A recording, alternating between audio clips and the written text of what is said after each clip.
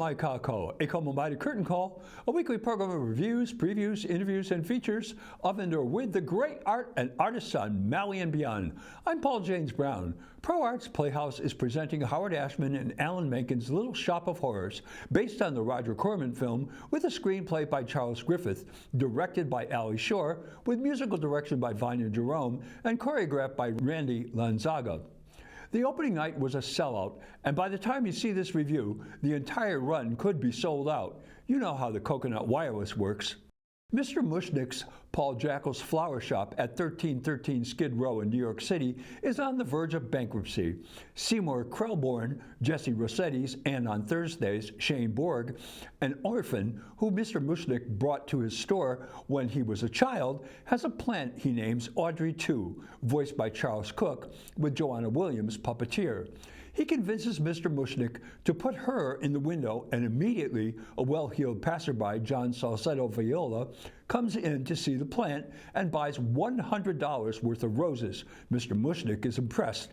He's so impressed, he tells Seymour he wants to adopt him. Seymour, meanwhile, has fallen for Audrey, Danielle Ferrer, the consistently late salesgirl at the flower shop. However, she is in an abusive relationship with Oren Scrivello, J. Scott McClellan, a misanthropic sadist biker who also happens to be a dentist.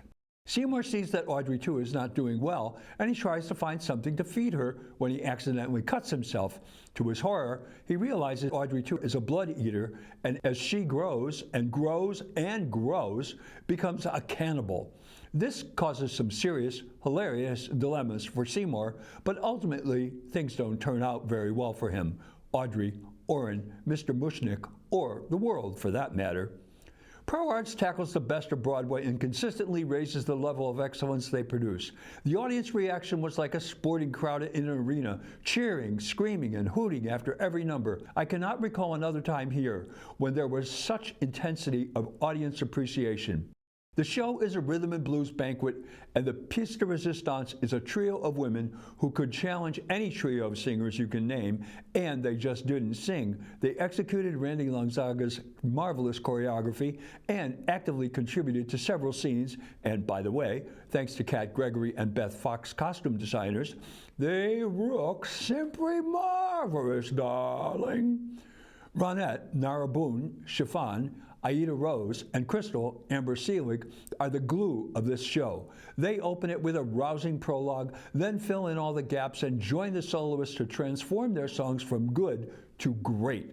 Nara Boone is a seasoned professional with more than 20 recordings. Amber Selig has been making significant marks in shows such as Daddy Longlegs and Spring Awakenings. And then we come to welcome newcomer Aida Rose.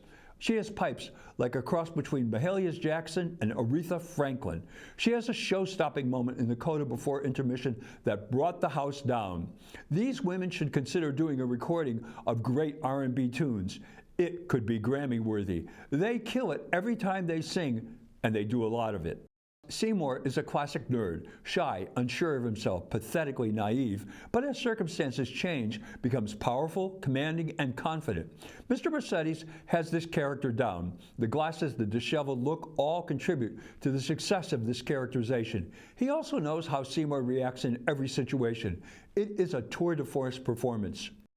Danielle Ferrer is Audrey. She understands the conflict a woman in an abusive relationship is trapped in and plays the shame, bravado, confusion, and effort to appear as if everything is hunky-dory.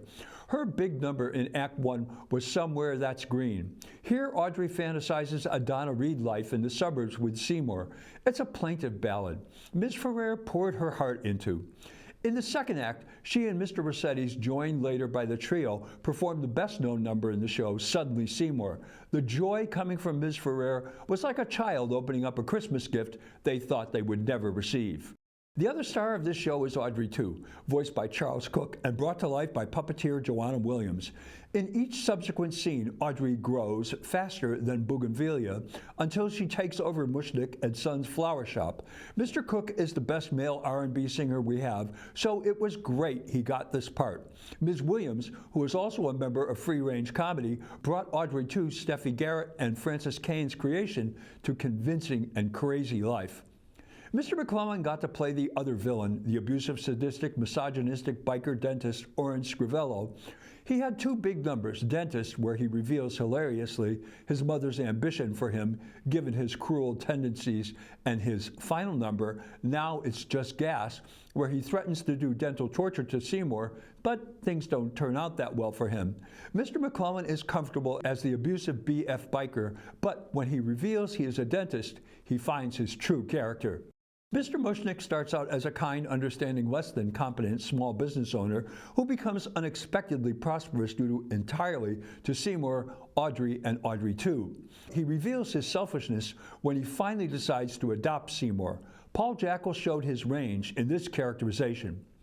Once again, Ali Shore, who not only directed but designed the set, participated in its construction, and did the fantastic Audrey's into Godzilla projections at the end, proved she is a true jack-of-all-trades and master of them all as well. ProArts Playhouse, due to its postage stamp size, is an extremely challenging place to design for, and this time, the roll-away facade for Mushnick's takes the prize. Where they put it was a true mystery because the window inside Mushnick's is fully visible when the interior of the store is the scene. Brilliant. Even with the postage stamp size of ProArts stage, they have not fallen into the tracks trap. They have a live trio of musical director Vania Jerome on keyboard, Jason Jerome, her son, on drums, and Ashton Yarborough on bass. On March 23rd, it will be a true Jerome trio when her husband, Jason, will be understudying for Mr. Yarborough. This adds so much to the quality of the show for the singers, musicians, and most importantly, to the audience.